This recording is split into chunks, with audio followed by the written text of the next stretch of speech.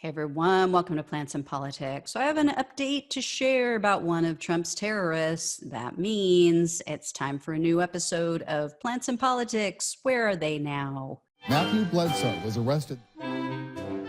Patrick Montgomery was in court. Jonathan Manapa will stay in federal custody.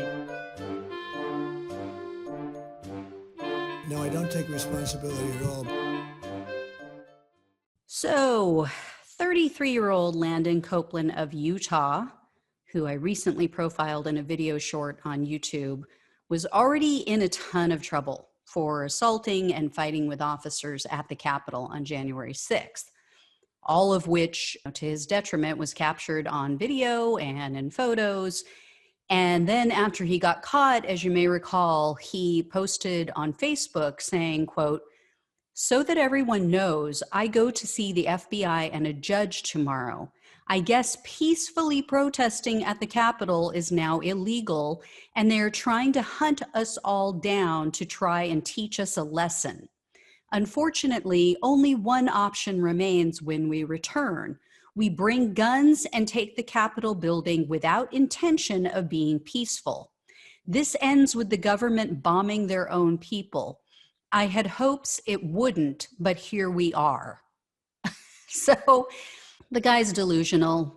He seriously thinks that he and others were peaceful as they were attacking cops.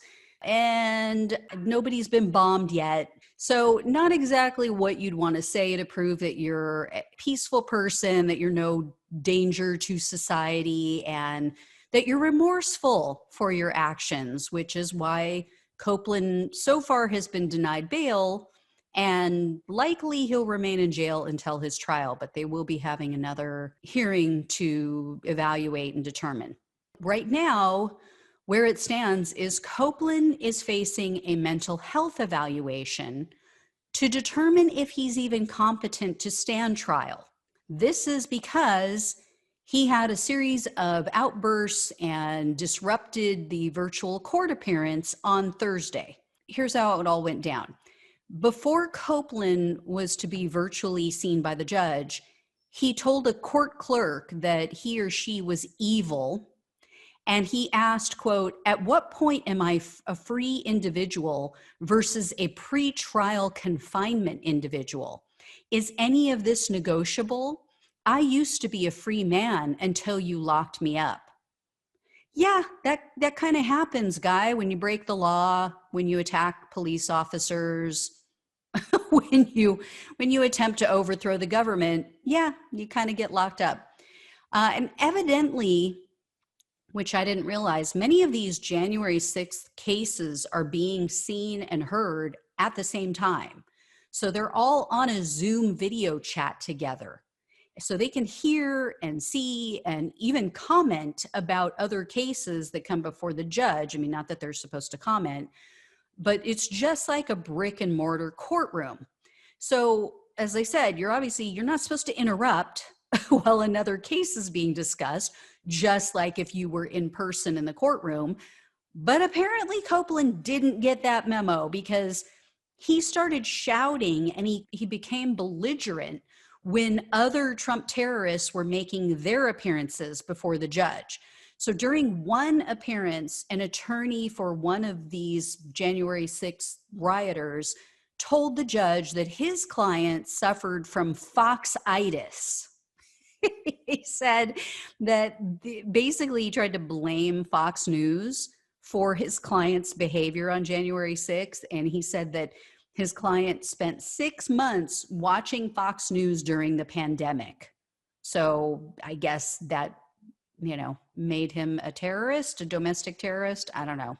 So that pissed Copeland off, and he tried to object as if he was an attorney. So court officials muted him because they, of course, wanted other defendants to get on with their hearings. Well, as soon as they unmuted him, he went ballistic and he started screaming. He said, quote, "I'm going to tell the truth. I don't like you people. You're a robot to me. You can't come get me if I don't want you to. Fuck all of you. Fuck all of you." So, totally normal. Yeah. That prompted the judge to move him to a separate Zoom room so that no one else could see or hear him. Gee, I wonder why. And apparently that pissed him off even more because when he was in his own private room, he screamed, quote, "I want to talk in open court, you motherfuckers." So the judge called for a break to try to determine, what are we going to do? How are we going to proceed? Because this guy won't shut up and he's just being a problem. This went on for an hour. Their break lasted an hour. And during that time, Copeland's attorney told the judge that his client was, quote, in a crisis. And he also told the judge, quote, "In my conversations with him, I don't think he's being intentionally belligerent. I don't think he's competent to proceed right now." So that pissed Copeland off because he was there listening to all of this. And he hung up.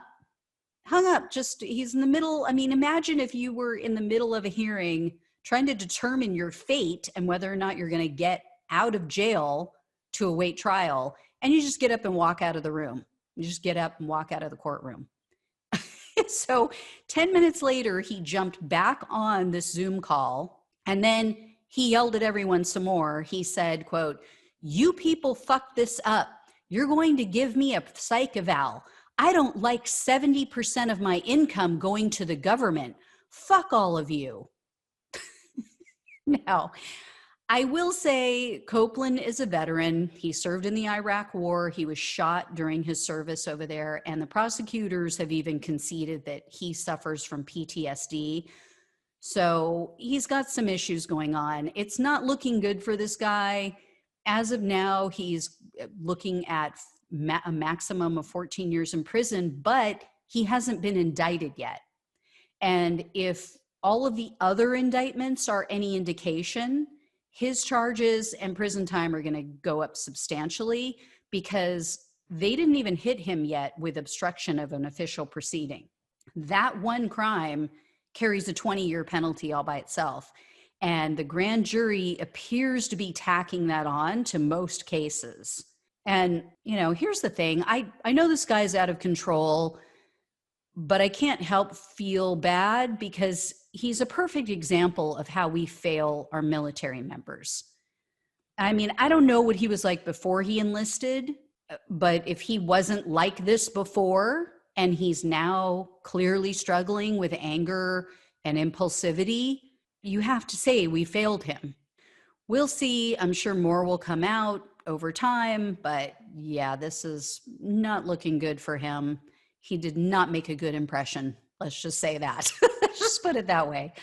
All right, guys, I'll keep you posted. As always, please like, share, and subscribe. Thanks so much for watching and listening. Take care, and I'll talk with you soon.